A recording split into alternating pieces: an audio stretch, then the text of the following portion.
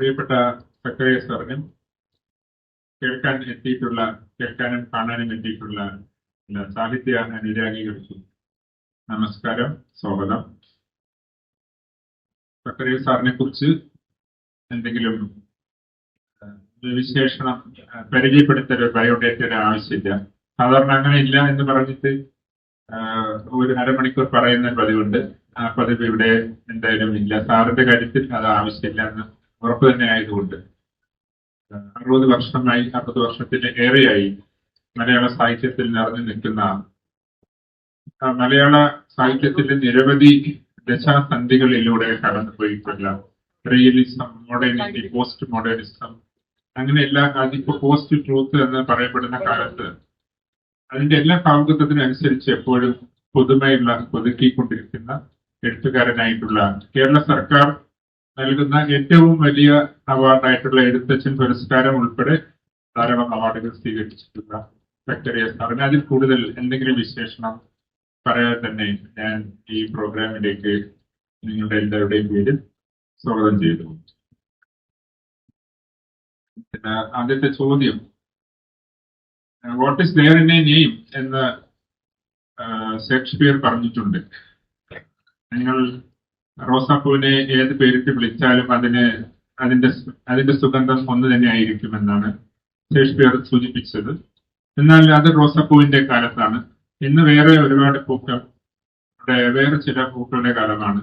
ഇന്ന് പേരിൽ ഒരുപാട് കാര്യമുണ്ട്. പേരിൽ എന്തിരിക്കുന്നു എന്നല്ല, പേരിലാണ് എല്ലാം ഇരിക്കുന്നത് എന്ന് പറയേണ്ടിയിരിക്കും. 2001 സക്കറിയ സാർ എഴുതിയ ഒരു പുസ്തകമുണ്ട്, ഇതാണ് എന്റെ പേര്. ആ നോവലിന്റെ പേര് തന്നെ ഇതാണ് എന്റെ പേര് എന്നാണ്. അത് സമർപ്പിച്ചിരിക്കുന്നത് ഡോക്ടർ BR അംബേദ്കർ. അപ്പൊ അത് നിങ്ങൾ വായിച്ചിരിക്കും. അതിലൊരു ഘാതകനുണ്ട്. ആ ഘാതകന്റെ കഥയാണ്. വളരെ പേപ്പറിന്റെ എണ്ണം കൊണ്ട് വളരെ ചെറിയ 50 പേജുള്ള പെട്ടെന്ന് വായിക്കാൻ പറ്റുന്ന ഒരു കൃതിയാണ്. അതിൽ ആ ഘാതകൻ പറയുന്ന ചില വാക്യങ്ങളുണ്ട്. അഖണ്ഡ ഭാരതത്തിന് വേണ്ടിയുള്ള കർമ്മമാണ് ഞാൻ ചെയ്യുന്നത്.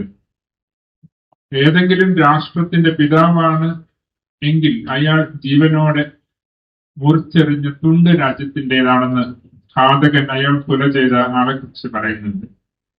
എനിക്ക് വ്യസനമില്ല, എനിക്കും വരുമൊരു ദിവസം എന്ന് ഘാതകൻ പറയുന്നുണ്ട്.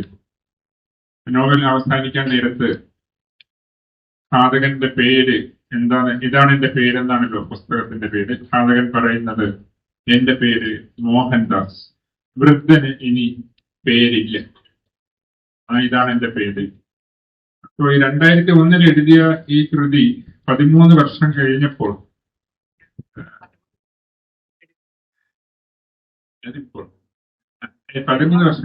തന്നെ ഇപ്പൊ നമ്മൾ ഇന്നത്തേക്ക് 23 വർഷമായി. അതിന്റെ ഈ പറഞ്ഞ എല്ലാം തന്നെ എനിക്ക് വരുമൊരു ദിവസം എന്ന് ഉൾപ്പെടെയുള്ള എല്ലാ പ്രവചനങ്ങളും സത്യമായി തീർന്നു. അതിനെക്കുറിച്ച് സാറ് നമ്മോട്.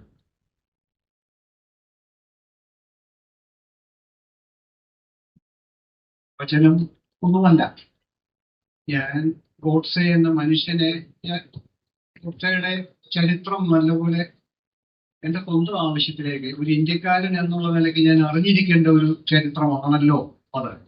ഗാന്ധിജിയെ ഒരു സുപ്രഭാതത്തിൽ, ഒരു വൈകുന്നേരം, സുപ്രഭാതമല്ല, ഒരു സായം സന്ധ്യയ്ക്ക് വധിച്ച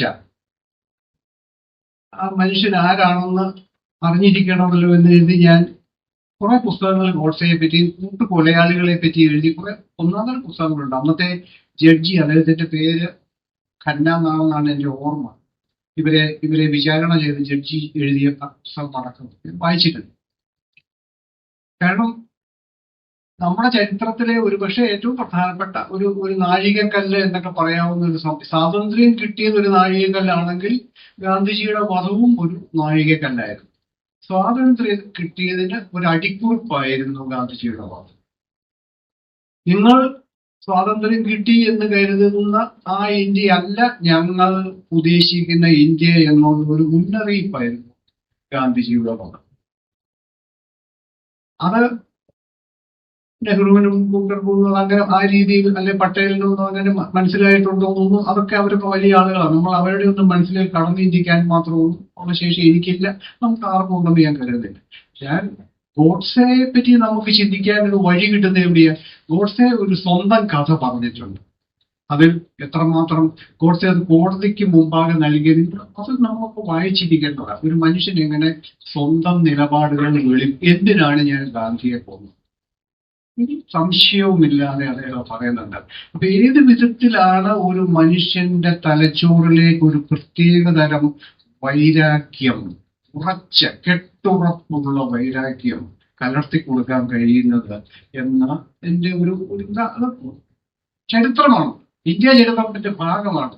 ഇന്ത്യയിൽ അങ്ങനെ ഒരു ചരിത്രത്തിൽ, ഇന്ത്യൻ ചരിത്രത്തിന്റെ ഒരു ഭാഗത്ത് ഇത്തരം മനുഷ്യർ, ഇത്തരം ആളുകൾ സൃഷ്ടിക്കപ്പെട്ടു. ഇന്ന് നാം അവരുടെ ഇടയ്ക്കാണ്. അവർ ഒരിക്കലും നമ്മൾ ഓർത്തു അത് കുറഞ്ഞു. അത് ഒരു പക്ഷേ ഇന്ന് ഇന്ത്യ തന്നെ അവരുടെ കയ്യിലാണ്.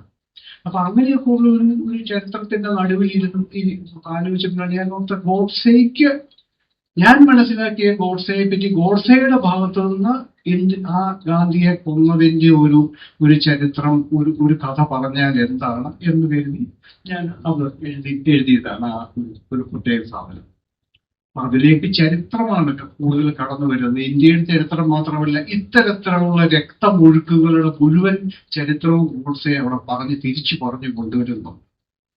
അവസാനമാണ് ഗോഡ്സെ പറയുന്നത്, ഇതൊക്കെയാണ് കാര്യങ്ങൾ, നീ മുറിച്ചു കളഞ്ഞ ഇന്ത്യയുടെ ഒരു തുണ്ടാണ് എനിക്ക് ബാക്കിയുള്ളത്, ഞാൻ നിന്നെ വധിക്കുകയാണ്, ഇനി നിനക്ക് പേരില്ല. അപ്പോ അതുവരെ ഗോഡ്സെ തന്റെ പേര് പറയുന്നില്ല, ഒരിക്കലും ഒരിടത്തും പറയുന്നില്ല. ഇനി എന്റെ പേര് മോഹൻദാസ് എന്നാണ്. ഗാന്ധിജിയുടെ പേര് തന്നെ അപഹരിക്കുകയാണ്. അപ്പൊ അതിന്റെ ഉള്ളിൽ ഏതോ ഒരു പോയിന്റിൽ ഗോഡ്സെ പറഞ്ഞു വരുന്നുണ്ട്, എന്റെ കാലം വരും, നിന്റെ കാലം ഞാൻ പിടിച്ചെടുക്കുകയാണ്, എന്റെ കാലം വരും. ആ കാലം വന്നു എന്ന് അജിത്ത് പറഞ്ഞ പോലെ നമ്മൾ ആ കാലത്താണ് ഇപ്പൊ ജീവിക്കുന്നത്. ഗോഡ്സെയെ ആരാധിക്കുന്നവരും ബഹുമാനിക്കുന്നവരും ഉണ്ടെങ്കിൽ അതൊരു ജനാധിപത്യ സ്വാതന്ത്ര്യം. അതിനെപ്പറ്റി ഒന്നും കുറ്റം പറയാൻ ഞാൻ തയ്യാറല്ല. അത് ഏത് കൊലപാതകയെയും ഏത് വിധത്തിലുള്ള ഒരു ആരാധിക്കാൻ ധാരാളം ആളുകളുണ്ട്. ആ ദൈവങ്ങളെ ആരാധിക്കാൻ ആളുകൾ ഉണ്ടെങ്കിലാണോ ഇതില്ല. അതുകൊണ്ട് ഇതെല്ലാം ഒരു ഹിസ്റ്റോറിക്കൽ ഇതാണ്. ആ രീതിയിൽ ഗോഡ്സെയ്ക്ക് ഒരു പുതിയ വേർഷൻ കൊടുക്കാൻ വളരെ കോംപ്ലക്സ് ആണ്. ആ പുസ്തകമൊന്നും ആരും വായിച്ചിട്ടില്ല, അതിനൊന്നും വിൽപ്പന ഉണ്ടായിട്ടില്ല. പക്ഷേ അങ്ങനെ ഒരു പുസ്തകം അവിടെ കിടക്കട്ടെ എന്ന് ഞാൻ കരുതും. Thank you sir. മാത്രമല്ല, ഇപ്പോ വിഭജന ദിനാചരണമൊക്കെ നടത്താൻ ആലോചിക്കുന്ന സമയവും കൂടിയാണ്. അന്ന് ഇതിന് ഒന്നുകൂടെ പ്രസക്തി ഉണ്ട്. സാർ ആൾ ദൈവത്തെ കുറിച്ച് പറഞ്ഞതുകൊണ്ട് ഈ നാഗസൈരന്ദ്രി ദേവി എന്നൊരാൾ ദൈവം സാറിന്റെ ശ്രദ്ധയിൽപ്പെട്ടിട്ടുണ്ടോ എന്നറിയാൻ. ഇവിടെ ഇരിക്കുന്ന പലരുടെയും ശ്രദ്ധയിൽപ്പെട്ടിട്ടുണ്ടാവും. എനിക്ക് തോന്നുന്നു നാഗസൈരന്ദ്രി ദേവി അതുപോലെ തന്നെ സമീപകാലത്ത് ഉണ്ടായിട്ടുള്ള മലയാളികൾക്ക് സംഭവിച്ചിട്ടുള്ള ഏറ്റവും രസകരമായ ഒരു സംഭവമാണ് നാഗസൈരന്ദ്രി. ഇവിടുത്തെ എല്ലാ ആൾദൈവങ്ങളെയും ഒരു പുതിയ വ്യാഖ്യാനം കൊടുക്കുകയാണ് അവര് ചെയ്യുന്നത്. ഇങ്ങനെയും ആകാം ഒരാൾദൈവം. സത്യത്തിൽ അവരാൾദൈവമാണെന്ന് പറഞ്ഞിട്ടുണ്ടെന്നും വരെ എനിക്ക് തോന്നുന്നില്ല. അവര് സോഷ്യൽ മീഡിയ ജനിപ്പിച്ച ഒരു വിശുദ്ധയാണ്. അവർക്ക് പ്രത്യേകമായ ഒരു ആത്മീയ ജാഗ്രത. ഞാൻ അവരെ ധാരാളം അവരുടെ റീൽസും ഇതും ഞാൻ നോക്കാറുണ്ട്. കാരണം ഇന്ന് കേരളത്തിൽ സംഭവിച്ചിരിക്കുന്ന ഈ ആധ്യാത്മിക ലോകം സംഭവിച്ചിട്ടുള്ള ഏറ്റവും വലിയ വ്യതിയാനമാണ് ഇവർ സൃഷ്ടിച്ചിരിക്കുന്നതെന്ന് എനിക്ക് ഉറപ്പായിട്ട്. കാരണം അവർക്ക് ആരാധകരുണ്ട്, അവരെ ഒരു ദേവിയായും ഇതായിട്ട് കാണുന്ന ആളുകളുണ്ട്. ഇത് മലയാളികൾക്ക് മാത്രമേ സാധിക്കുള്ളൂ.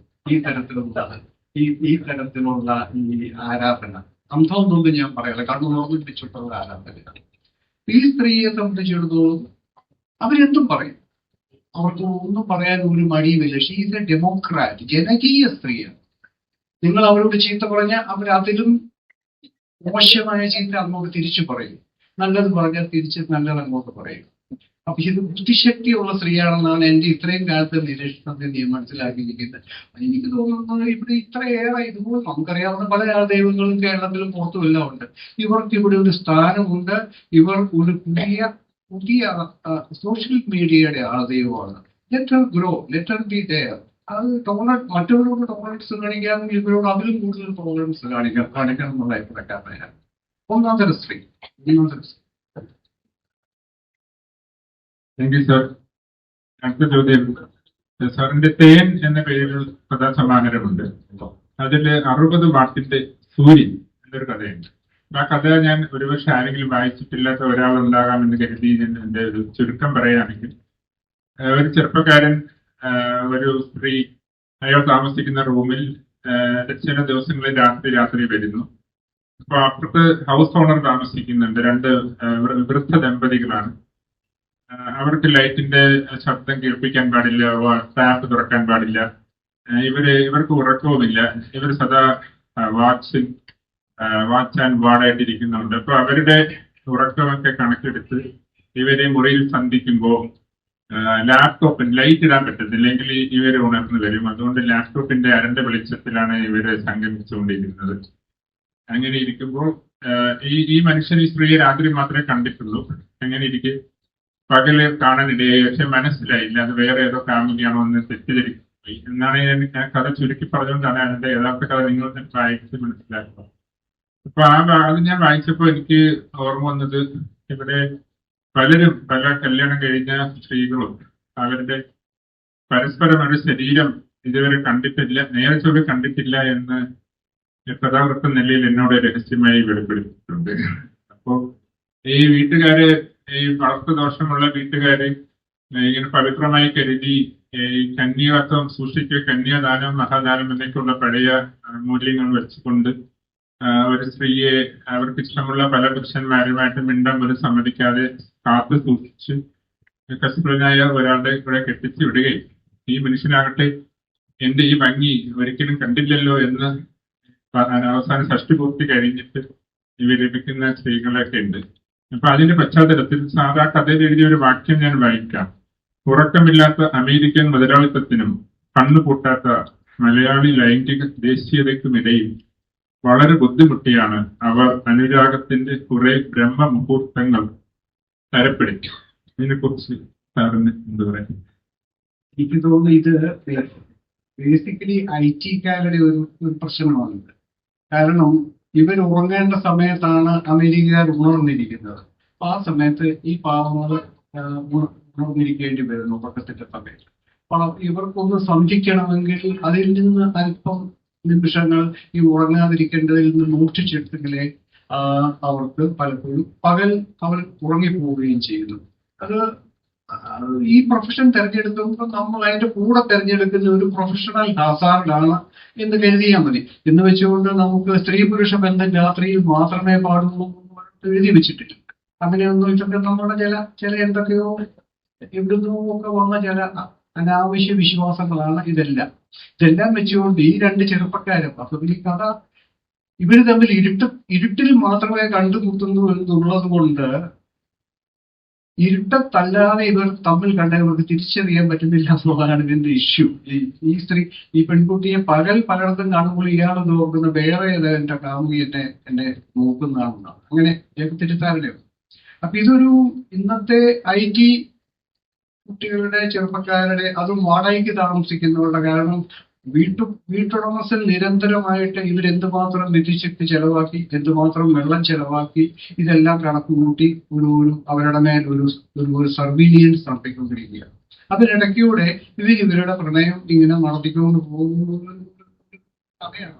അത് ഇന്നത്തെ കാലത്തിന്റെ കഥയാണ്. പക്ഷെ വാസ്തവത്തിൽ ഇന്നിപ്പോ അതെല്ലാം ഈ പറഞ്ഞ പ്രശ്നങ്ങളൊക്കെ കേരളത്തിൽ നിന്നൊക്കെ മാറിപ്പോയി. കാരണം പെൺകുട്ടികൾ അവരുടെ സ്വന്തം ലിബറേഷൻ ഏതാണ്ട് വളരെ ഭംഗിയായിട്ട് നിർവഹിച്ച് കഴിഞ്ഞ ഒരു സമൂഹമാണ്, അല്ലെങ്കിൽ നിർവഹിച്ചുകൊണ്ടിരിക്കുന്ന ഒരു സമൂഹത്തിലാണ് നമ്മൾ ജീവിക്കുന്നതാണ് എന്റെ വിശ്വാസം. എല്ലാ സമുദായങ്ങളിലും പറ്റി ഹിന്ദു, മുസ്ലിം, ക്രൈസ്തവ സമൂഹങ്ങളിൽപ്പെട്ട പുതിയ പെൺകുട്ടികൾ അവരുടെ ലിബറേഷൻ ഉണ്ടാക്കി കഴിഞ്ഞു.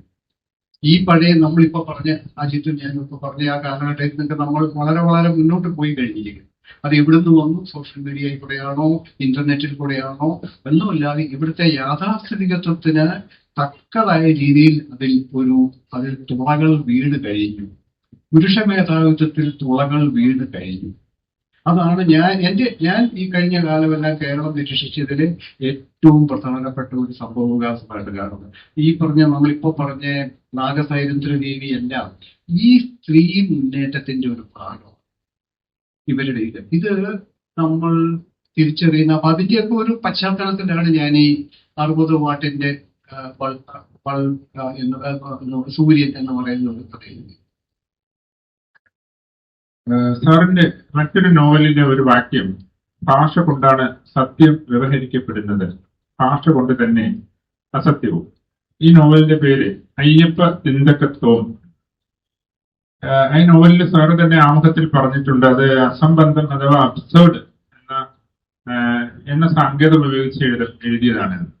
എന്റെ ചോദ്യം, ഫാസിസ്റ്റ് കാലത്ത് ധാർമ്മിക രോഷം വിനിമയം ചെയ്യാൻ ഏറ്റവും ഉചിതമായ മാർഗം അബ്സേർഡ് ലാംഗ്വേജ് ഉപയോഗിക്കുന്നതാണ്.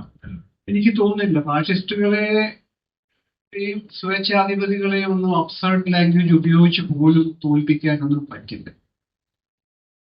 അതൊക്കെ ഈ ഫാഷിസം വന്നെത്തുന്നതിന് മുമ്പ് തന്നെ എഴുതിയ ഒരു നോവലായിരുന്നു ഇത്.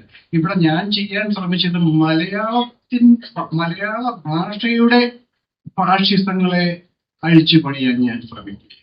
മലയാള ഭാഷയിൽ ഒത്തിരി പുരുഷ മേധാവിത്വവും പാരമ്പര്യവാദവും യാഥാസ്ഥിതികത്വവും ജീർണതകളും ഫ്യൂഡലിസവും എല്ലാം അടിഞ്ഞു കൂടിയിട്ടുണ്ട്. മലയാള ഭാഷയിൽ കഴിഞ്ഞ ഒരു 10-100 കൊല്ലമായിട്ട് അടിഞ്ഞു കൂടിയിട്ടുണ്ട്. ഇതിനെ ക്ലീനപ്പ് ചെയ്യുക എന്ന് പറയുന്ന ഒരു വലിയ പണിയാണ്. അതിനെ എടുത്തു വെച്ച് നമുക്ക് ഈ ഒരു ജനാധിപത്യ ബോധത്തോടെ, ഒരു സെക്യുലർ ബോധത്തോടെ, സ്ത്രീ പുരുഷ തുല്യതാ ബോധത്തോടെ, സ്വാതന്ത്ര്യ ബോധത്തോടെ മലയാളം എഴുതുക എന്ന് പറയുന്നത് വളരെ ബുദ്ധിമുട്ടാണ്. സ്ത്രീകൾ പോലും ഈ പരമ്പരാഗത മൂല്യങ്ങൾ വെച്ചുകൊണ്ട് ധാരാളം പേര് എഴുതിയിട്ടുണ്ട്.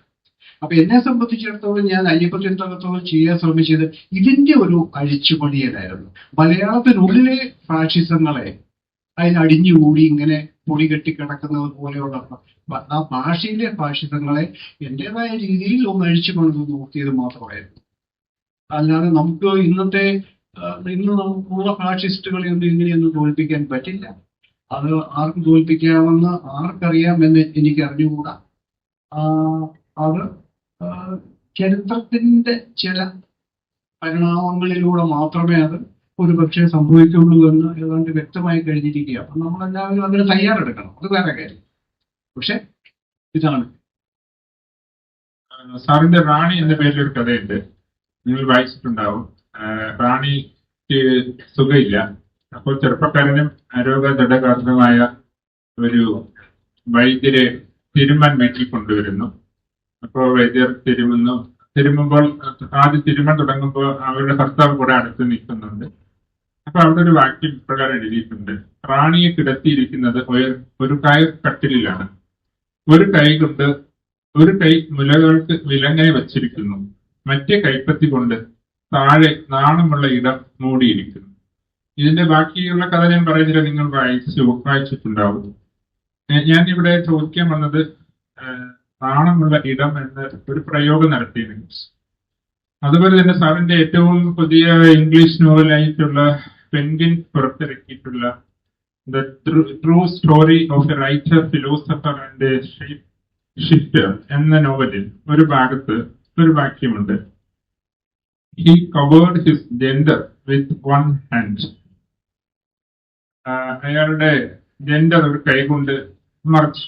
ഞാനപ്പോ നിങ്ങളെല്ലാം കേട്ടിരിക്കുന്ന കാളിദാസൻ എഴുതിയതായി പറയപ്പെടുന്ന ഏകഹസ്തേന ഗോപ്യത എന്നൊരു വരി എനിക്ക് ഓർമ്മ വന്നു. അത് ബാക്കി വരി ഞാൻ പറയുന്നില്ല. എന്റെ ചോദ്യം, ഈ 2 പുസ്തകത്തിലും ഇത് വന്നതുകൊണ്ടുള്ള ചോദ്യം, അപ്പൊ ഞാനൊരു എഴുതാൻ ശ്രമിക്കുന്ന ഒരാളെന്ന് എനിക്ക് ഈ നാണമുള്ള ഭാഗത്ത് എഴുതേണ്ടി വരുമ്പോൾ മലയാളത്തിൽ എഴുതുകയാണെങ്കിൽ ചെറിയെന്ന് വിചാരിക്കും, സംസ്കൃതത്തിൽ എഴുതുകയാണെങ്കിൽ മനസ്സിലാവില്ല, ഇംഗ്ലീഷിൽ എഴുതണം, അങ്ങനെ ഒരു വലിയ പ്രതിസന്ധി അനുഭവിക്കുന്നുണ്ട്. അപ്പൊ അങ്ങനെ ഇരിക്കുമ്പോൾ സാർ ഇതിനെ വളരെ തന്ത്രപരമായി ഈ പ്രതിസന്ധിയെ നാണമുള്ള ഇടം എന്ന വാക്കുകൊണ്ടും അല്ലെങ്കിൽ ഈ കവേർഡ് ഹിസ് ജെൻഡർ എന്ന വാക്കുകൊണ്ടും ഈ പ്രതിസന്ധി പരിഹരിച്ചിട്ടുണ്ട്. അതിനെക്കുറിച്ച് അതൊരു എഴുത്തുകാരുടെ ഒരു പ്രത്യേകത, ഒരു തീരുമാനമാണ്. അത് എഴുതി വരുമ്പോൾ നമ്മളാണ് തീരുമാനിക്കേണ്ടത് എവിടം വരെ നമ്മൾ പോകണം, ഏത് വിധത്തിൽ. അതിന്റെ ടോട്ടാലിറ്റിക്കകത്തുള്ളിൽ എക്സ്പ്ലിസിറ്റ് ആയിട്ട് ലൈംഗിക അവയവത്തിന്റെ പേര് പറയുകയാണ് നല്ലത് എന്ന് തോന്നിയാൽ നമ്മളത് പറയണം. അതല്ല, നമ്മളത് മൂടി വെച്ച് പോവുകയാണ് നല്ലത് എന്ന് തോന്നിയാൽ നമുക്ക് അത് പറയാം. അപ്പൊ ഇതൊരു നമ്മളുടെ സ്റ്റൈലിന്റെയും നമ്മൾ ഇവോൾവ് ചെയ്തു വരുന്ന നാരേറ്റീവിന്റെയും കൂടെ ഒരു ഭാഗമാണ്.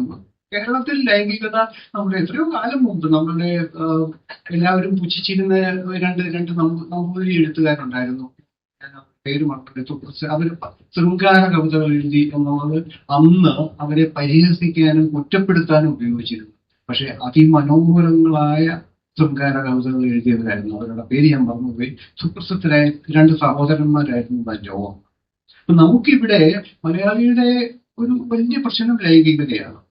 ഇപ്പൊ അത് കുറഞ്ഞു.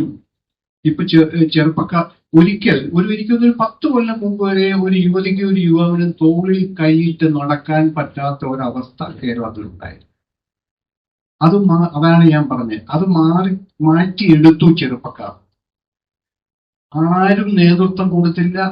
ഒരു രാഷ്ട്രീയ പാർട്ടിയും ഒരു ചാവേർ സംഘടനയും ഒരു വിദ്യാർത്ഥി സംഘടനയും ഇടപെടാതെ ചെറുപ്പക്കാരത് ആ ലൈംഗിക സങ്കല്പം, ആ ഒരു യാഥാസ്ഥിതികത്വം മാറ്റിയെടുക്കുക.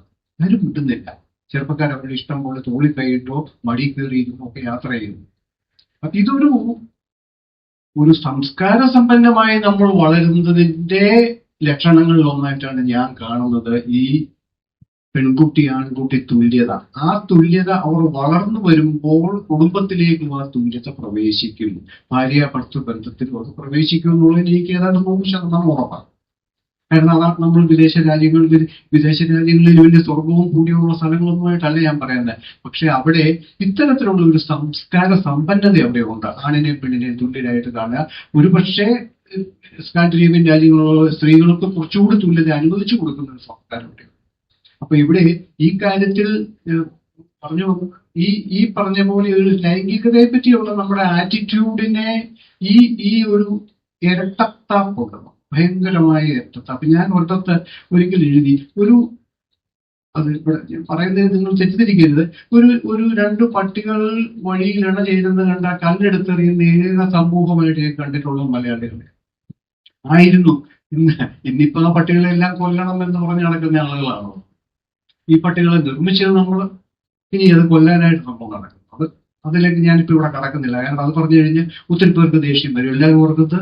എല്ലാവരും ഓർക്കുന്നത് തെരുവ് പട്ടികൾ മനുഷ്യനെ കടിക്കാൻ നടക്കുകയാണെന്നാണ്. തെരുവ് പട്ടികളുടെ ജോലി എന്തിനെങ്കിലും രാവിലെ ഉച്ചയ്ക്കും വൈകിട്ടുമായിട്ട് വയറ് നിറച്ച് പോയി കിടന്ന് ഉറങ്ങുക എന്നുള്ളതാണ്. മനുഷ്യരുമായിട്ട് സംഘടന വെക്കുക അല്ല അവരുടെ ജോലി. അതിലേക്ക് ഞാൻ കടക്കുന്നില്ല. ഞാൻ നിങ്ങളുടെ ശത്രുവാണ്, അതുകൊണ്ട് ഞാൻ പോകുന്നില്ല. അപ്പൊ ഇതുകൊണ്ട് ഈ ലൈംഗികതയുടെ മലയാളിയുടെ അടിസ്ഥാന പ്രശ്നമായിരുന്നു ലൈംഗികതയെ പറ്റിയുള്ള ഇരട്ടത്താപ്പ്. അതിന്റെ ഒരു ഡിസ്കഷനാണ് ഞാൻ ഈ കഥകളിൽ അതൊക്കെ ഉണ്ടാക്കിയത്. അത് എവിടെയെങ്കിലുമൊക്കെ അവിടെ കിടന്നോളും. ഇപ്പൊ ഞാനൊന്നും ചെയ്യാതെ തന്നെ ഇന്നത്തെ ചെറുപ്പക്കാർ അത് ചെയ്തു കഴിഞ്ഞു. അതാണ് ചെറുപ്പക്കാരുടെ കാര്യം പറഞ്ഞപ്പോ, കഴിഞ്ഞ വർഷം തിരുവനന്തപുരം എഞ്ചിനീയറിംഗ് കോളേജിലെ കുട്ടികൾ ബസ് കാത്തിരിക്കുന്ന ബസ് സ്റ്റോപ്പില് ഇരുമ്പ് കൊണ്ടുള്ള കസേര, ആൺകുട്ടിയും പെൺകുട്ടിയും അടുത്തടുത്ത കസേരയിൽ ഇരിക്കുന്നത് കണ്ട് അസൂയമൊത്ത നാട്ടുകാർ ഒന്നിടവിട്ടുള്ള കസേര കട്ടർ കൊണ്ട് മുറിച്ചു മാറ്റി. നിങ്ങൾ പത്രത്തിലൊക്കെ വായിച്ചതാണ്. അപ്പൊ അവസാനം കുട്ടികൾ ഒന്നിടവിട്ടുള്ള കസേര മുറിച്ച് മാറ്റിയത് കൊണ്ട് അവര് ആൺകുട്ടി പെൺകുട്ടി മടിയിലിരുന്ന് അവർ ബസ് കാത്ത് ഇരിക്കുകയും അതിന് അങ്ങനെ പ്രതിഷേധിക്കുകയുണ്ടായി. വാർത്തയൊക്കെ വന്നിട്ടുണ്ട്. അപ്പൊ അതുകൊണ്ട് പുതിയ തലമുറ എങ്ങനെ മാറിയെങ്കിലും അതോർത്ത് കുന്തിരപ്പെടുന്ന പഴയ തലമുറ ഇപ്പോഴും വളരെ അസൂയായി ഇഷ്ടപ്പെടുന്നവരുണ്ട്. പക്ഷേ സാറിന്റെ നമുക്കറിയാം, സാറ് കഥാകൃത്ത്, നോവലിസ്റ്റ് എന്നത് എല്ലാം ഉപരി സാർ ഒരു വലിയ യാത്ര സഞ്ചാരിയാണ്. എനിക്ക് തോന്നുന്നു വർഷത്തിൽ 3-4 രാജ്യങ്ങളെങ്കിലും സഞ്ചരിക്കാറുണ്ടെന്ന് തോന്നുന്നു. സഞ്ചരിക്കുക മാത്രമല്ല, സാർ രസകരമായ യാത്രാ വിവരണങ്ങൾ എഴുതും. ഗൂഗിൾ നോക്കിയിട്ട് എന്തെങ്കിലും കട്ടെടുത്ത് എഴുതുന്ന പോലെ ഉള്ള യാത്രാ വിവരണമല്ല. കാരണം സാറിന് അതുകൊണ്ട് വേറെ പ്രത്യേകിച്ച് അവാർഡ് വാങ്ങിക്കാൻ പോലും ഉദ്ദേശമൊന്നുമില്ല. അതിന്റെ ഒരു അവസ്ഥയെല്ലാം കഴിഞ്ഞു പോയതുകൊണ്ട് അപ്പൊ സാറ് അത് രസനീയമായി എഴുതുകയും ഒരുപാട് ഫിലോസഫിക്കലായ നിരീക്ഷണങ്ങൾ അതിന്റെ അടിയിൽ എഴുതുകയും ചെയ്യാണ്. അപ്പൊ ഞാൻ സാറിന്റെ എല്ലാ യാത്രാ വിവരണം വായിച്ചിട്ടുണ്ട്. അതിൽ ഒരിടത്ത് നമ്മുടെ ലോക സാഹിത്യത്തിന്റെ സങ്കല്പങ്ങളെ, കഥാസങ്കല്പത്തെ പൊളിച്ച് അടുക്കിയ യുളീസസ് എന്ന ഗ്രന്ഥത്തിന്റെ തുടക്കത്തിലെ സംഭവങ്ങൾ നടക്കുന്നത് 40 അടി ഉയരമുള്ള വൃത്തഗോപുരത്തിന്റെ വട്ടമുറികളിലും നടക്കല്ലുകളിലും പീരങ്കിത്തട്ടിലുമാണല്ലോ. ആ വാക്യം സാർ തന്നെ പറഞ്ഞതാണ്. അത് എഴുതിയത് നമുക്കറിയാം ജെയിംസ് ജോയ്സ് ആണ്. അദ്ദേഹം ഒരു രാത്രി പേടിച്ചിറങ്ങി ഓടിയ പീരങ്കിപ്പുരയും ജോയ്സിനെ പുലി പിടിച്ച മുറിയിൽ സാർ സന്ദർശിച്ചതായി, ആ ജോയ്സിനെ പുലി പിടിച്ച മുറിയിൽ സാറ് നിൽക്കുന്ന ഫോട്ടോയൊക്കെ ഗ്രന്ഥത്തിൽ കൊടുത്തിട്ടുണ്ട്. അപ്പൊ ആ അനുഭവം സാർ നമുക്ക് വേണ്ടി ഒന്ന് അത് ഇല്ല, ഈ അനുഭവം ഉണ്ടായത് ജെയിംസ് ജോയ്സിനാണ്. ജെയിംസ് ജോയ്സ് അയർലൻഡിന്റെ തീരത്തുള്ള ഒരു കോട്ടയിൽ, ആ കോട്ടയിൽ ജെയിംസ് ജോയ്സിന്റെ ഫ്രണ്ടിന് വളരെ അടുത്ത സുഹൃത്തിന് ഒരു മുറി ഉണ്ടായിരുന്നു. ജെയിംസ് ജോയ്സ് ഇങ്ങനെ അലഞ്ഞു നടക്കുന്ന ഒരു എഴുത്തുകാരനാണ്. പൈസ ഒന്നുമില്ല, എവിടെയെങ്കിലുമൊക്കെ സ്ഥലം കിട്ടിയാൽ അവിടെ കയറി കൂടും, അവിടെ കുറച്ചു കാലം നിൽക്കും, കഴിഞ്ഞ അടുത്ത സ്ഥലത്തേക്ക് പോകും. അങ്ങനെ ചെറുപ്പക്കാരൻ ജെയിംസ് വലിയ പുസ്തകങ്ങളൊന്നും എഴുതിയിട്ടില്ല, ഗെറ്റിംഗ് ഇൻ ടു ഇറ്റ്. അപ്പൊ അങ്ങനെ ഈ ജെയിംസ് ജോയ്സ് പോയ സുഹൃത്ത് എഴുത്തുകാരെയൊക്കെ പ്രോത്സാഹിപ്പിക്കുകയൊക്കെ ചെയ്യുന്ന ഒരു ബുദ്ധിജീവിയാണ്. അദ്ദേഹമായിരുന്നു ഈ കോട്ടയിലെ ഈ ഒരു മുറിയിൽ താമസിച്ചത്. അപ്പം ജെയിംസ് ജോയ്സ് അവിടെ ഒരു ദിവസം ചെന്നു, 2 ദിവസം താമസിച്ചു, 3 ദിവസം താമസിച്ചു, 4 ദിവസമായി ജെയിംസ് പോകുന്നില്ല. അപ്പൊ അങ്ങനെ വന്നപ്പോ ഈ മുറിയുടെ ഉടമസ്ഥൻ അവിടുത്തെ താമസക്കാരനായ ഈ ബുദ്ധിജീവി രാത്രിക്ക് ഒരു ചെയ്തു എന്നാണ് പറയുന്നത്. തോക്കെടുത്ത് ജെയിംസ് ഒരിടത്ത് നിലത്ത് കിടന്നാണ് കൊള്ളുന്നത്. ഇദ്ദേഹം കട്ടിലിൽ നിന്ന് അലടിക്കൊണ്ട് ചാടി എണീറ്റ് തോക്കെടുത്തു പുലി വന്നു എന്നും പറഞ്ഞ് 4 പാടും വെടിവെച്ചു തോക്കിൽ നിന്ന്. ഇത് കണ്ടതോടെ ജെയിംസ് ജോയ്സ് അവിടുന്ന് ഇറങ്ങി ഓടി. എന്നിട്ട് 24 കിലോമീറ്റർ നടന്ന് അയർലൻഡിൽ ചെന്ന് മറ്റേതോ വീട്ടിൽ ചെന്ന് അഭയം പ്രാപിച്ചു. ഇത് ജെയിംസ് ജോയ്സിന്റെ ജീവിതത്തിൽ എല്ലാവരും പറയുന്ന ഒരു കഥയാണ്. ജെയിംസിന്റെ ഈ രാത്രിക്കുള്ളിൽ ഒളിച്ചോടിപ്പോ ഈ ബുദ്ധിജീവിയുടെ മുറിയിൽ നിന്ന്. ഇതൊരു നമ്മുടെ കേരളത്തിലൊക്കെ ഒരു പ്രത്യേക തലമുറയിൽ ഒക്കെ ഉണ്ടായിരുന്ന നമ്മുടെ എഴുത്തുകാരൊക്കെ അനുഭവിച്ചിട്ടുള്ള ധാരാളം, ഇതിനപ്പുറത്തും അനുഭവിച്ചിട്ടുള്ള എഴുത്തുകാരുടെയും കലാകാരന്മാരുടെയൊക്കെ ജീവിതം. കാരണം അവരുടെ സ്വാതന്ത്ര്യങ്ങൾ വേറെയാണ്. അവരൊരു അടക്കമുള്ള ഒരു അച്ചടക്കമുള്ള ജീവിതങ്ങൾ നയിക്കുന്നവരല്ലെന്നും ആണെന്നും ഒക്കെ പറയാം. ഒരു പ്രായമാകുമ്പോൾ പെട്ടെന്ന് അവർക്ക് അച്ചടക്കം ഉണ്ടാകും, അതിനൊരു വേറൊരു പ്രായത്തിൽ അവർക്ക് അച്ചടക്കമില്ല. ഇതെല്ലാം അതിന്റെ ആ പ്രോസസ്സിന്റെ ഭാഗം. അപ്പൊ ജെയിംസ് ആ രീതിയിൽ ഇങ്ങനെ ഒരു ജീവിച്ച് ജെയിംസിനെ ഓടിപ്പോകാൻ പ്രേരിപ്പിച്ച ഒരു സംഭവമായിരുന്നു ഇയാൾ തോക്കെടുത്ത് പുലി വന്നു എന്നുള്ള പേരിൽ വെച്ച വെടി. അവരൊന്നും അയർലൻഡിൽ ജീവിതത്തിൽ ആ ലോകത്തിൽ ഒരു പുലിയില്ല, അയർലൻഡിൽ ഒരു പുലിയുള്ള രാജ്യമില്ല. പക്ഷെ ജെയിംസ് ഓടി. ഇതാണ് ഇതിനകത്ത് സംഭവിച്ചത്. കഥ എന്നെ സംബന്ധിച്ചോളം ഞാൻ ജെയിംസ് ജോയ്സിന്റെ ഒരു ആരാധകനും ശിഷ്യനും ഒക്കെ ആയതുകൊണ്ട് എനിക്ക് വളരെ താല്പര്യം ഉണ്ടായിരുന്നു ഈ സ്ഥലം ഒന്ന് പോയി കാണണമെന്ന് കരുതി. അതുകൊണ്ട് ഞാൻ പോയല്ലോ. നമ്മുടെ ഈ ഡയലക്ട് ഇപ്പൊ പ്രാദേശിക ഭാഷ ഇപ്പൊ കേരളത്തില് തിരുവനന്തപുരത്ത് ഒരു ഡയലക്ട് ഉണ്ട്, കാസർഗോഡ് വേറെ ഉണ്ട്, തൃശ്ശൂരിലുണ്ട്. ഇപ്പൊ ഈ ഡയലക്റ്റുകൾ ഇപ്പോ പലരും കൃതികളിൽ ഏതെങ്കിലും ഒരു റീജിയണൽ ഡയലക്റ്റിൽ എഴുതുന്ന സ്വഭാവം ഉണ്ട്. അത് വളരെ പൊളിറ്റിക്കലി വളരെ അപ്രീഷ്യബിൾ ആണ് എന്നും പറയുന്നുണ്ട്. മുൻപ് എം കൃഷ്ണൻ നായർ സാഹിത്യ പാരമ്പര്യത്തിൽ എഴുതിയിട്ടുണ്ടായിരുന്നു. ദുഷ്യന്തൻ, ശകുന്തള, കണ്ണു മഹർഷി ഇവരെ കുറിച്ച് ഒരു കോട്ടയംകാരൻ പറയുകയാണെങ്കിൽ, പുള്ളിക്കാരത്തിയെ കണ്ടുമുട്ടിയപ്പോ ഇന്ത്യൻ അവിടെ ഇല്ലായിരുന്നു എന്ന് പറഞ്ഞേക്കും. അപ്പൊ അത് ഞാനിപ്പോ ഓർക്കാൻ കാരണം സാറിന്റെ ആത്മകഥാപരമായ ഗ്രന്ഥമായ ഒരിലിക്കുന്നിന്റെ ലുത്തിനിയയിൽ ദശരഥ മഹാരാജാവ് ഞങ്ങളുടെ നാട്ടുകാരനായിരുന്നെങ്കിൽ രാമൻ യുദ്ധം ജയിച്ച് മടങ്ങി വന്ന വിവരം പറയുമ്പോൾ തിരക്കേടില്ല, നീ കാപ്പി കുടിച്ചതല്ലെങ്കിൽ ചെന്ന് കാപ്പി കുടി എന്ന് പറഞ്ഞേന് എന്ന് സാർ എഴുതി. അപ്പൊ ഈ റീജിയണൽ ഡയലക്ട് സാഹിത്യം തമ്മിലുള്ള ഒരു കണക്ഷൻ ഇതൊരു ഡയലക്റ്റിന്റെ ഇഷ്യൂ അല്ല, ഇതൊരു മനഃശാസ്ത്രത്തിന്റെയും മനോഭാവത്തിന്റെയും ഇഷ്യൂ ആണ്. ഇപ്പൊ ഞാൻ ജനിച്ചു വളർന്ന ഉരുളിയൂട്ടം പോലെയൊക്കെയുള്ള മീൻഫിൽ താലൂക്ക് കർഷകരുടെ നാടുകളാണ്. അവിടെ ഒന്നും ഒരു ഭൂമി ഇടിഞ്ഞു വീണാലോ അല്ലെങ്കിൽ ആകാശം ഇടിഞ്ഞു വീണാലോ അതൊരു വലിയൊരു സംഭവമായിട്ട് കണക്കാക്കാൻ ആരും തയ്യാറല്ല. അപ്പം എന്നോടൊക്കെ പഠിക്കുമ്പോൾ എല്ലാം കൂടെ പകരം നീ തോറ്റു പോകാതെ നോക്കണമെന്ന് മാത്രമേ എനിക്ക് കിട്ടിയിട്ടുള്ള ഗൈഡൻസ് ഉള്ളൂ. നോക്കരുത്, ഒരു വർഷം നഷ്ടപ്പെടും, അല്ലാതെ മാർക്ക്. അപ്പൊ ഈ തരത്തിലുള്ള ഇതൊക്കെ ഇങ്ങനെ ലോകത്തിൽ നടക്കുന്ന കാര്യമാണ്. ഇതിനെപ്പറ്റിയൊന്നും നമ്മൾ കണ്ടമാനം അങ്ങോട്ട് ശബ്ദം വെക്കുകയോ അലറുകയോ പോവുകയോ ഒന്നും ചെയ്യേണ്ട കാര്യമില്ല. ഒന്നിനും ആ തരത്തിൽ അമിത പ്രാധാന്യം കൽപ്പിക്കാതെ കർഷകരുടെ ഒരു ന്യൂട്രാലിറ്റി ഉണ്ട് ജീവിതത്തോടുകൂടെ. അത് കർഷകർക്ക് മാത്രമേ, കാരണം എല്ലാം അപ്രതീക്ഷിതമായിട്ടാണ്. മഴ വന്നാൽ വന്നു, വെയിൽ വന്നാൽ വന്നു, അപ്പൊ ആ തരത്തിലുള്ള എല്ലാത്തിനോടുമുള്ള ഒരു അക്സെപ്റ്റൻസിന്റെ ഒരു മനോഭാവമാണ് ഉണ്ടായിരുന്നത്. അപ്പൊ ഒന്നിനെയും പെരുപ്പിച്ച് കാണിക്കാൻ കർഷകർ ഞങ്ങളുടെ ആ ഏരിയയിൽ അവർ തയ്യാറല്ല. അപ്പം ദശരഥൻ ആയിരുന്നു അവിടുത്തെ ഒരു കർഷകനെങ്കിൽ രാമൻ യുദ്ധം ജയിച്ചു വന്നാൽ ദശരഥൻ പറയാനിടയുള്ളത് നീ പോയി കാത്തു കുടിക്കുന്നു മാത്രമേ പറയാനിടയുള്ളൂ. അതിനപ്പുറത്തോട്ട് അയ്യോ നീ യുദ്ധം ജയിച്ചല്ലോ, നീ ഒരു മഹാനല്ലേ, ഇത്രയും വലിയ കാര്യം ചെയ്തല്ലോ, ഇത്തരം പ്രശംസ എനിക്കൊന്നും ഒരിക്കലും പ്രശംസ കിട്ടിയിട്ടില്ല ഒരു കാര്യത്തിൽ. ഇങ്ങനത്തെ പ്രശംസ ഞാൻ ഇന്നും പ്രതീക്ഷിച്ചിട്ടില്ല. അന്ന് അത് കിട്ടാത്തത് കൊണ്ട് നമുക്ക് പ്രശംസ പ്രതീക്ഷിക്കാതെ ജീവിക്കാൻ പറ്റുന്നുണ്ട്. അതൊരു വലിയ ട്രെയിനിങ് ഞങ്ങൾക്ക് കിട്ടിയത്. അപ്പൊ ഞാൻ പ്രശംസ എന്നുള്ള വാക്കായിട്ട് ഞാൻ ആദ്യം മിസ് ചെയ്ത് പോയത്. അതില്ല അവിടെ. പറയും കുഴപ്പമില്ലടാ, നീ ഓക്കെയാണ്, നിനക്ക് നീ തരക്കേടില്ല എന്നുള്ളതാണ് ഞങ്ങൾക്ക് കിട്ടിയിട്ടുള്ള ഏറ്റവും വലിയ പ്രശംസ. ഓക്കെയാണ്, നീ നിനക്ക് വലിയ പ്രശ്നമൊന്നും അല്ല എന്നുള്ള ഒരു സംഭവം. രാമന് ഫേസ്ബുക്ക് ഉണ്ടായിരുന്നെങ്കിൽ ധാരാളം സൂപ്പർ കമന്റ് ഒക്കെ. ഫേസ്ബുക്ക് ഉണ്ടായിരുന്നെങ്കിൽ ഒത്തിരി കുറെ ഫോട്ടോസ്, യുദ്ധത്തിന്റെ ഫോട്ടോസ് അടക്കം ഒത്തിരി കാര്യങ്ങൾ. രാവണന് ഫേസ്ബുക്ക് ഉണ്ടായിരുന്നെങ്കിലോ ഈ 10 നില വെച്ചുകൊണ്ട് എന്ത് ചെയ്യുമായിരുന്നുള്ളതാണ് പാവം. സാറിന്റെ പണിമുടക്ക് എന്നൊരു കഥയുണ്ട്. അതില് കഥ നായകന്റെ ഏറ്റവും വലിയ ആഗ്രഹം 50 വർഷം തുടർച്ചയായി പണിമുടക്ക് ഉണ്ടായിരുന്നെങ്കിൽ ഈ ലോകം എത്ര ദുരമായിരുന്നു. ഇങ്ങനെ ആഗ്രഹിച്ച് നടക്കുകയും അതിനുവേണ്ടി ഒത്താശകൾ ചെയ്യുകയും ചെയ്യുന്ന എനിക്ക് ഞാനിത് വായിച്ചപ്പോൾ എന്റെ അയൽവാസിയായ ഒരു പ്രയോജനക്കടക്കാരനുണ്ട്. അയാൾ സർക്കാർ ജോലിക്കാരനല്ല, അയാൾക്ക് പണിക്ക് പോയില്ലെങ്കിൽ ശമ്പളമൊന്നും കിട്ടില്ല. എങ്കിലും ഏതെങ്കിലും പാർട്ടി എവിടെയെങ്കിലും ഹർത്താൽ എന്ന് പറയുകയാണെങ്കിൽ പുള്ളി വളരെ ഉത്സാഹഭരിതനായി തലേദിവസം ബീവറേജിലൊക്കെ പോയി പണ്ടാണെങ്കിൽ CD ഒക്കെ എടുക്കും. അതില്ല.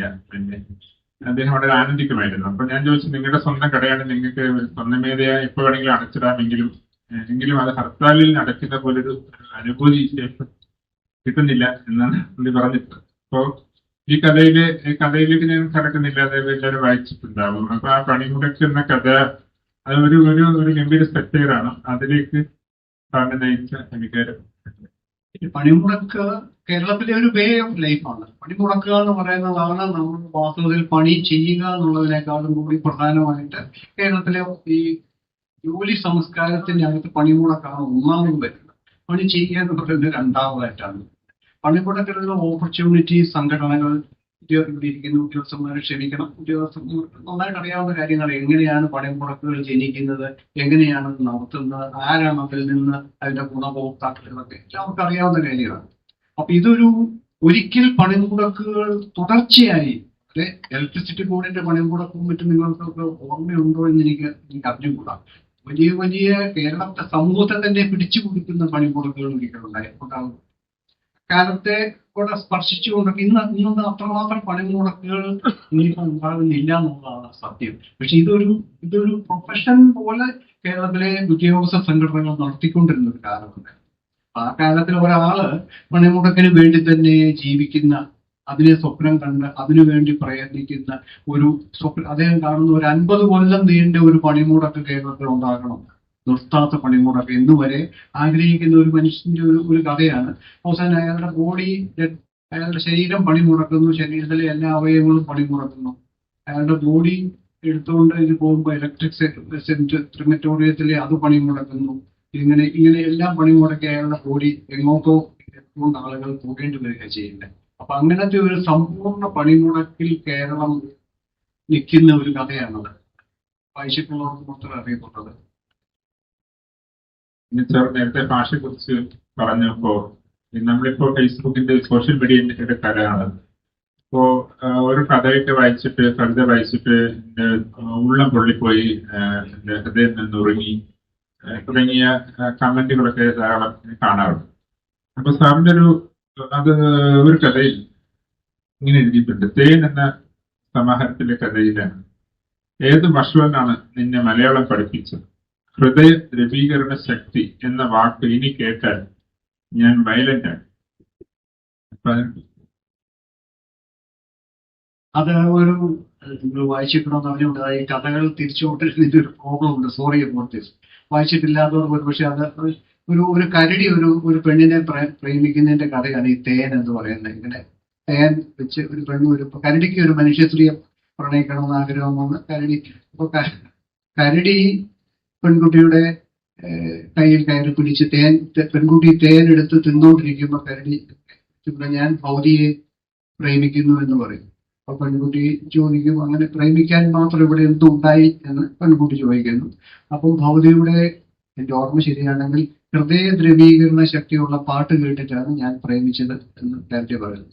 അപ്പൊ പെൺകുട്ടി പറയുന്ന, ഹൃദയ ദ്രവീകരണ ശക്തി എന്ന വാക്ക് നീ ഏത് വർഷങ്ങളിലാണ് നിന്നെ ഈ വാക്ക് പഠിപ്പിച്ചത്, മലയാളം പഠിപ്പിച്ചത്? ഇനി നീ ഇത് ഉപയോഗിച്ചാൽ ഞാൻ വയലന്റ് ആകുമെന്ന് പെൺകുട്ടി പറയുന്നു. അത് കഴിഞ്ഞ് അവർ കല്യാണം കഴിക്കുന്നു, സന്തോഷമായിട്ട് ജീവിക്കുന്നു. അത് അവസാനം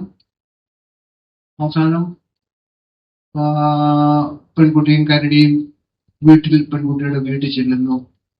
അപ്പം പെൺകുട്ടിയുടെ അമ്മ അവിടെ ഉണ്ട്. അപ്പൊ അച്ഛൻ ഒരു ചാരകസ്ഥലയിൽ ഇങ്ങനെ പുറത്തും തൂങ്ങി ഇരിപ്പുണ്ട്. അപ്പൊ അമ്മ പെൺകുട്ടിയോട് പറയുന്നു, ഇനി എവിടെയെങ്കിലും നീ തേൻ കാണുകയാണെങ്കിൽ എന്നോട് പറയണം എന്ന് അമ്മ പറയുന്നു. അവിടെയാണ് ഈ കഥ അവസാനിക്കുന്നത്.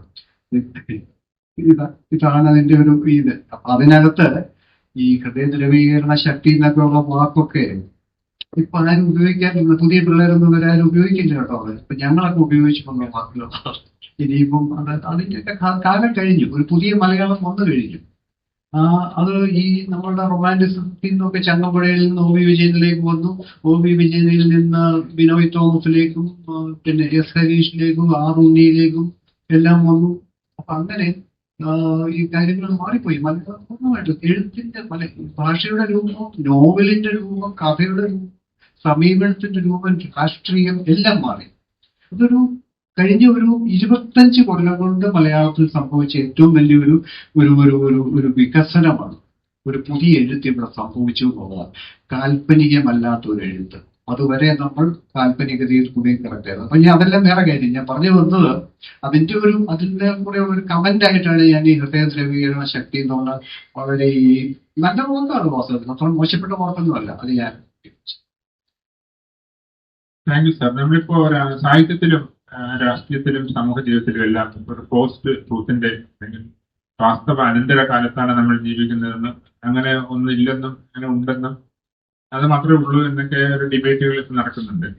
ഈ പോസ്റ്റ് ട്രൂത്ത് ലിറ്ററേച്ചറിന്റെ എഴുതുന്ന ആളിന്റെ ഒരു ക്യാരക്ടറിസ്റ്റിക് പ്രോപ്പർട്ടി അൺറിലയബിൾ നെറേറ്റർ ആണ് എന്നത് ഞാൻ ഇവിടെ വായിച്ചിട്ടുണ്ട്. അപ്പോൾ സാറിന്റെ പുതിയ നോവലായിട്ടുള്ള true story of a writer, philosopher and shifter എന്നുള്ളതിൽ ഒരു അൺറിലയബിൾ നറേറ്ററെ കാണാൻ പറ്റും എന്ന് എന്റെ നിരീക്ഷണം ശരിയാണ്? രാജ്യത്തിന്റെ നോവൽ വായിച്ചിട്ടില്ലാത്തവർക്ക് അതിനെപ്പറ്റി ഞാനിപ്പോ ഇവിടെ പറയുന്നത് അതൊരു പിന്നെ ഞാൻ നോവൽ വിവരിക്കേണ്ടി വരിക ചെയ്യുന്നെങ്കിലും ഞാൻ പെട്ടെന്ന് ഇത് പറയാം. നോവലിന്റെ അടിസ്ഥാന സംഘം എല്ലാവരും അതിനകത്ത് നോളയാണ് പറയുന്നത്. ഇതിന്റെ അകത്തെ കഥാനായകൻ തൊട്ട് അയാളുടെ കഥാനായകൻ ഒരു ഒരു ഒരു പോപ്പുലർ നോവൽ, പൾപ്പ് ഫിക്ഷൻ, ഞാൻ അങ്ങനെ ഒന്നുണ്ടെന്ന് ഞാൻ വിശ്വസിക്കുന്നില്ല.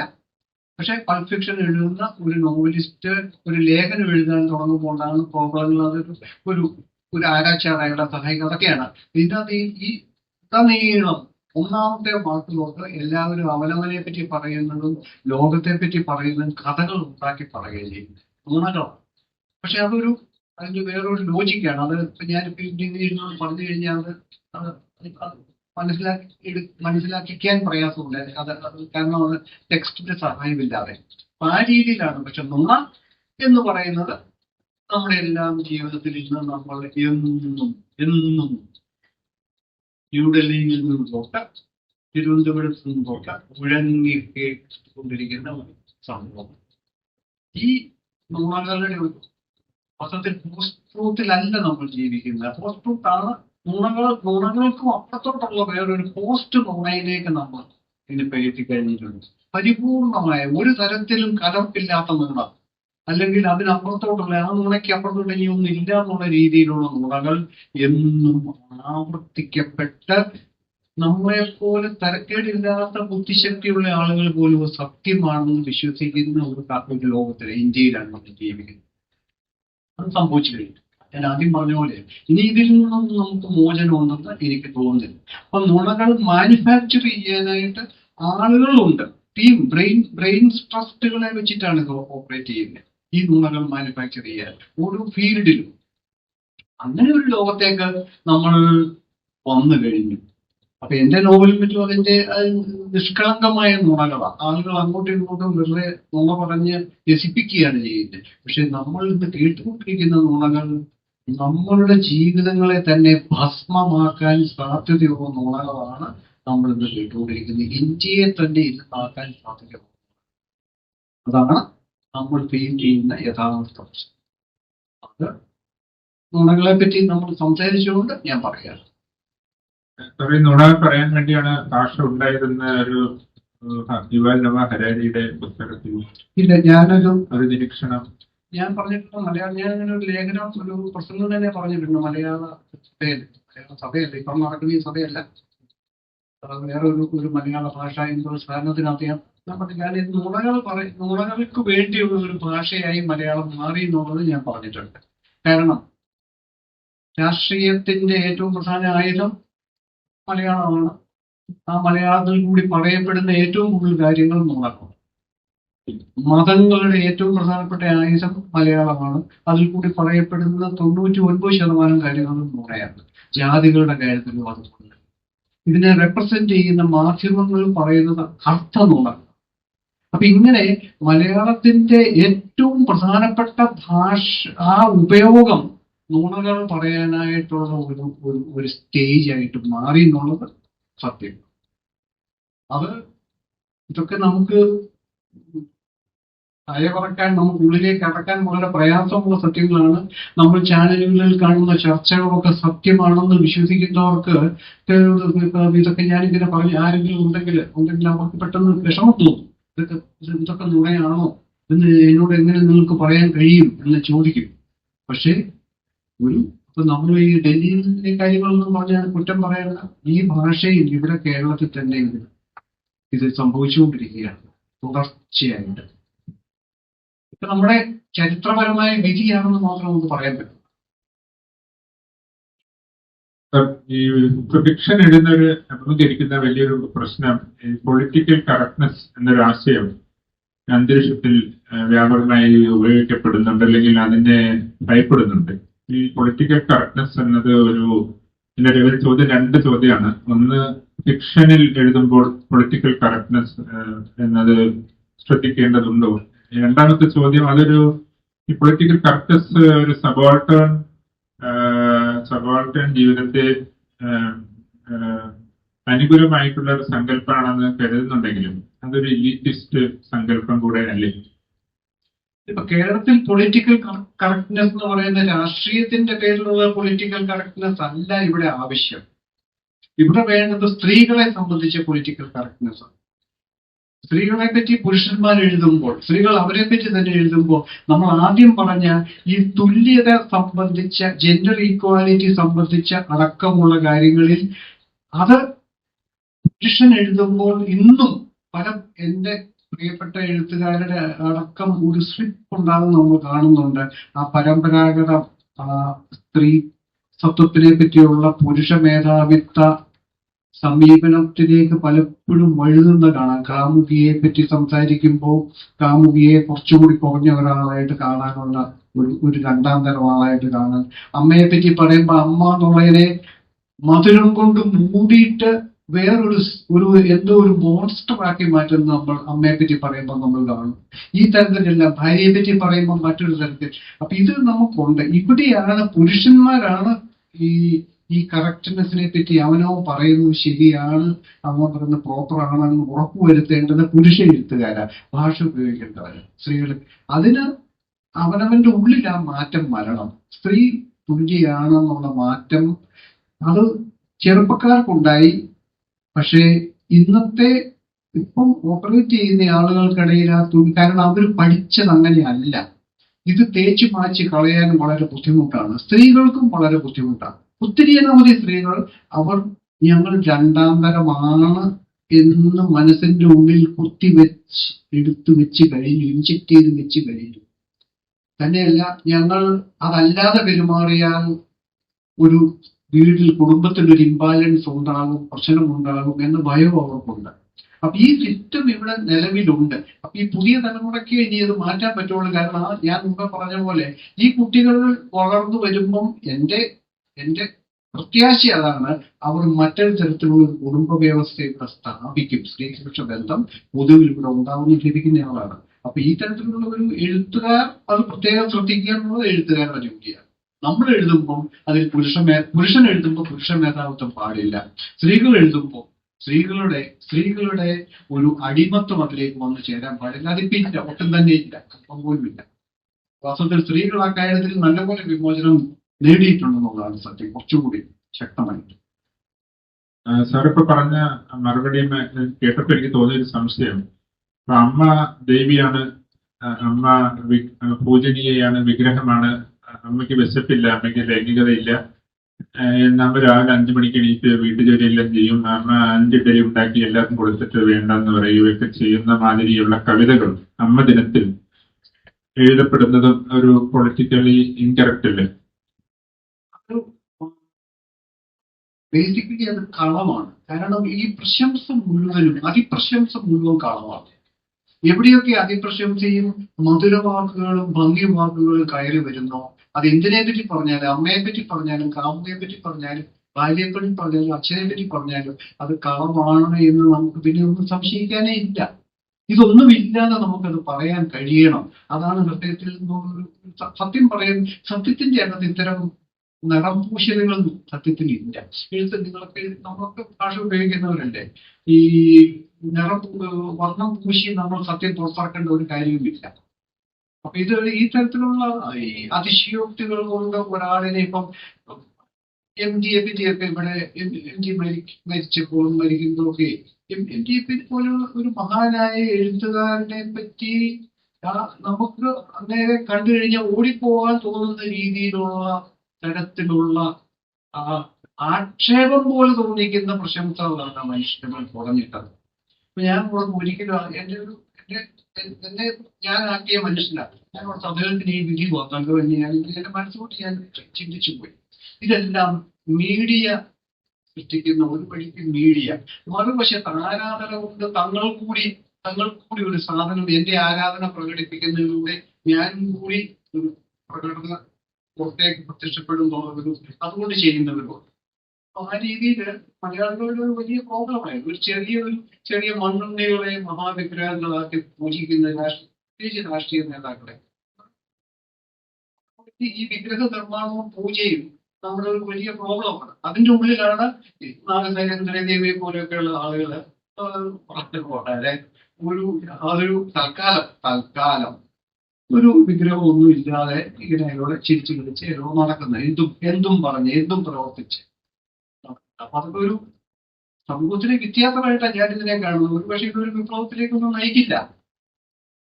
നമ്മൾ ഇതുപോലെ ജോലി നേടി എവിടെയെങ്കിലും പോയി ഒക്കെ ജീവിച്ചിട്ട് വരും, അത്രയൊക്കെ ഉള്ളൂ. നമ്മുടെ പിള്ളേരൊക്കെ തന്നെ പോകും, എല്ലാവരും സ്ഥലം വിടും. ഇതൊക്കെ ആയിരിക്കും ഇനിയും വരാൻ പോകുന്നത്. പക്ഷെ എങ്കിലും ഒരു വ്യത്യാസം വന്നുണ്ട്. സർ, ഈയിടയ്ക്ക് ഞാനൊരു പ്രഭാഷണം കേട്ടപ്പോ ഒരു നോവലിസ്റ്റ് പറഞ്ഞത് സ്ഥൂല രാഷ്ട്രീയം മാത്രമാണ് ഒരു കൃതിയിൽ ആവശ്യമുള്ളൂ, അതിന് ലാവണ്യ അനുഭൂതി വേണ്ട, അതിന് സാഹിത്യ ഭംഗി വേണ്ട എന്ന് അഭിപ്രായപ്പെടുകയുണ്ടായി. എന്നാൽ തന്റെ രചനയിൽ വളരെ സൂക്ഷ്മ രാഷ്ട്രീയം യഥേഷ്ടം ഉപയോഗിച്ചിട്ടുള്ള ആളെന്നിരിക്കെ അതേസമയം തന്നെ സാഹിത്യത്തിന്റെ സൗന്ദര്യ ബോധം, അതിന്റെ എസ്തെറ്റിക്സ് ഒരിക്കലും കൈവിടാതെ തന്നെ സൂക്ഷ്മ രാഷ്ട്രീയം എഴുതുന്ന ആളെന്ന നിലയ്ക്ക് സാറ് എഴുതിയ ഒരു വാക്യം, ഇന്ന് ഞാൻ എഴുതാനിരിക്കുമ്പോൾ ഭാഷയുമായുള്ള അഭിമുഖീകരണമാണ് എന്റെ ഒന്നാമത്തെ അജണ്ട. അതെനിക്ക് തോന്നുന്നു ഇവിടെ പക്ഷെ ഇവിടെ മുമ്പിൽ ഇരിക്കുന്ന പലരും ആസ്പയറിംഗ് റൈറ്റേഴ്സ് അല്ലെങ്കിൽ കൂടെ ആയിരിക്കും. അപ്പൊ അവർക്ക് സാറിന് നൽകാനുള്ള ഒരു ഉപദേശം എന്ന നിലയ്ക്ക്. അജിത്ത്, അതൊരു എഴുത്തുകാരന്റെ പ്രോബ്ലമാണ്. കാരണം നമ്മൾ എഴുതുക എന്ന് പറയുന്ന പ്രോസസ് അടിസ്ഥാനപരമായിട്ട് ഭാഷയുമായിട്ടുള്ള എൻഗേജ്മെന്റാണ്. എന്റെ അഭിപ്രായത്തിൽ, ഇത് എന്റെ മാത്രം അഭിപ്രായമാണ്, നമ്മൾ എഴുതുകയാണെങ്കിൽ ഭാഷയെ നവീകരിച്ചിരിക്കണം. നമ്മൾ എഴുതിയതുപോലെ വീണ്ടും എഴുതാൻ പാടില്ല. ഒരിക്കൽ എഴുതിയതുപോലെ ഒരു കഥ പോലെ മറ്റൊരു കഥ എഴുതാൻ പാടില്ല. ഒരു നോവൽ പോലെ മറ്റൊരു നോവൽ എഴുതാൻ പാടില്ല. ഒരു ശൈലി പോലെ വേറൊരു ശൈലി കൊണ്ടുവരാൻ പാടില്ല. കാരണം ഈച്ച് ടൈം നമ്മൾ റീഡിസ്കവർ ചെയ്യുക. ഭാഷയെ നമ്മൾ വീണ്ടും വീണ്ടും കണ്ടുപിടിച്ചുകൊണ്ടിരിക്കുക. ഞാൻ ആദ്യം പറഞ്ഞ പോലെ ഈ പരമ്പരാഗത ജീർണതകളിൽ നിന്ന് ഭാഷയെ മോചിപ്പിക്കുക, പുതിയ വാക്കുകൾ കണ്ടെത്തുക. ഇതൊക്കെയാണ് എന്റെ അഭിപ്രായത്തിൽ നമ്മൾ ചെയ്യേണ്ടത്. അപ്പൊ ആ രീതിയിൽ എഴുതാനിരിക്കുക എന്ന് പറയുന്നത് ഭാഷയെ നവീകരിക്കുക എന്നുള്ളതാണ്. എന്നെ സംബന്ധിച്ചിടത്തോളം ഞാൻ ഒരു വാചകം എഴുതിയുള്ളെങ്കിലും അത് ഞാൻ മുമ്പ് എഴുതിയതുപോലെ ആകരുത്. അതിനകത്ത് എന്തെങ്കിലും ഒരു ഭാഷയ്ക്ക് ഒരു പുതിയൊരു സാധനം അതിൽ കൊണ്ടുവന്ന് കൊടുക്കണം. രണ്ട്, ഇപ്പം പറഞ്ഞ ഒരു കാര്യം, രാഷ്ട്രീയാവബോധമില്ലാതെ ഒരു വാക്ക് പോലും ഞാൻ എഴുതാറില്ല. എന്ന് വെച്ചുകൊണ്ട് ഞാൻ എഴുതുന്ന പോലും രാഷ്ട്രീയമല്ല. എല്ലപ്പോഴുമാണ് രാഷ്ട്രീയം അതിലേക്ക് കടന്നു വരുന്നത്. പക്ഷേ ഇന്നത്തെ ഇന്ത്യയിൽ ജീവിച്ചിരിക്കുന്ന ഒരു എഴുത്തുകാരനും രാഷ്ട്രീയ ബോധമില്ലാതെ എഴുതാൻ ശ്രമിക്കുന്നുണ്ടെങ്കിൽ അവന്റെ വായനക്കാരെ വഞ്ചിക്കുകയാണ്, അവനെ തന്നെ വഞ്ചിക്കുകയാണ്. ആ രാഷ്ട്രീയ ബോധമാണ് ജനാധിപത്യ ബോധം. ആ രാഷ്ട്രീയ ബോധമാണ് മതേതരത്വ ബോധം. ആ രാഷ്ട്രീയ ബോധമാണ് സാധുജന പക്ഷം എന്ന ബോധം. അപ്പൊ ഇത്തരത്തിൽ ആ രാഷ്ട്രീയമാണ് വർഗീയതയുടെ ഭീകരത മനസ്സിലാക്കുന്ന രാഷ്ട്രീയമാണ്. എങ്ങനെയാണ് ഈ നമ്മൾ ജാതികളും മതങ്ങളും തമ്മിൽ ഒരുതരം വിഷമനസ്സോടെ സമീപിക്കുന്ന ഒരു ശൈലി ഇവിടെ ഉണ്ടായി വന്നിട്ടുണ്ട്. അതിൽ നിന്ന് നമ്മൾ പുറത്തു വരണം എന്നുള്ള ബോധം. ഇതില്ലാതെ നിഷ്കളങ്കത കാണിച്ചെഴുതുന്ന ഒരു എഴുത്തുകാരനെയും എനിക്ക് വിശ്വാസമില്ല. ആ നിഷ്കളങ്കതയ്ക്ക് ഒരു അർത്ഥവുമില്ല. അതാണ് ഞാൻ പറഞ്ഞത്. ഇനി നമ്മുടെ പ്രിയ സദസ്യർ സാറിനോട് ചോദ്യങ്ങൾ ചോദിക്കാനുണ്ടാവും. അതിലേക്ക് കിടക്കാം. ചോദ്യം ചോദിക്കാനുള്ളവർ ദയവായി എണീറ്റിനാൽ മൈക്ക് തരുന്നതായി.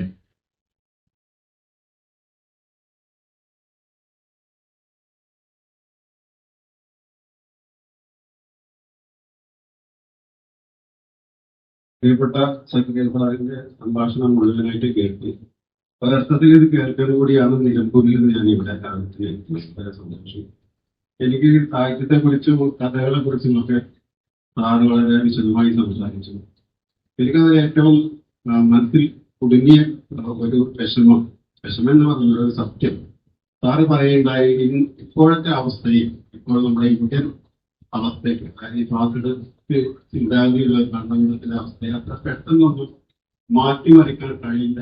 അങ്ങനെ ഒരു തുടരും എന്നുള്ള രീതി ഒരു ധ്വനി നേരത്തെ സംസാരത്തിലുണ്ടായി. അത് വളരെ സത്യമാണ്. ഈ സത്യം അങ്ങനെ അധികമായി തുറന്നു പറയുന്നത്. ഇതിനെ മാറ്റിമറിക്കാൻ നമുക്ക് ഒരുമിക്കണം, നമ്മളെ സംവാദങ്ങൾ നടത്തണം എന്ന് പറഞ്ഞിട്ടുള്ള അഭിപ്രായങ്ങളാണ് ഇപ്പോൾ നടക്കാറുള്ളത്.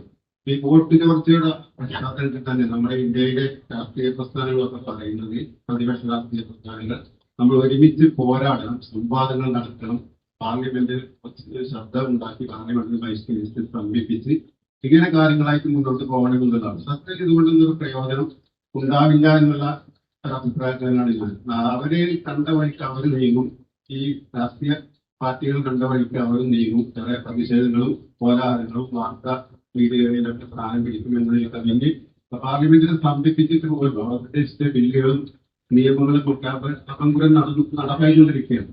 അപ്പൊ ഇങ്ങനെ ഒരു അവസ്ഥയിൽ എനിക്ക് തോന്നുന്നത് ജയപ്രകാശ് നാരായണന്റെ നേതൃത്വത്തിൽ സമ്പൂർണ്ണ വിപ്ലവത്തിന്റെ ആഹ്വാനത്തോടുകൂടി അടിയന്തരാവസ്ഥ കാലഘട്ടങ്ങളിൽ ഇന്ത്യയിൽ നടന്ന വലിയ മുന്നേറ്റവും, ഇങ്ങനെ ഒരു മുന്നേറ്റത്തിന് ഒരു സാധ്യതയുള്ളൂ ഈ ഭരണത്തെ ഇവിടെ നിന്ന് അവസാനിപ്പിക്കാനുള്ള ഒരു പോംവഴി എന്നാണ് എനിക്ക് തോന്നുന്നത്. അത് എന്തുകൊണ്ട് ആ ഒരു രീതിയിലേക്ക് നമ്മുടെ ഭരണകൂടങ്ങളും നമ്മുടെ എഴുത്തുകാർ പോലും എന്തുകൊണ്ട് അങ്ങനെ ചിന്തിക്കുന്നില്ല എന്നൊരു സംശയമാണ്. അതിന് ഉത്തരം ഇത്രയേ ഉള്ളൂ. ഇന്ത്യൻ രാഷ്ട്രീയം സ്വാതന്ത്ര്യാനന്തര ഇന്ത്യയിലുണ്ടായ 47-ന് ശേഷം ഇന്ത്യയിലുണ്ടായ രാഷ്ട്രീയം ഒരു 20 കൊല്ലം മുമ്പ് സമ്പൂർണ്ണമായിട്ട് പരാജയപ്പെട്ടു.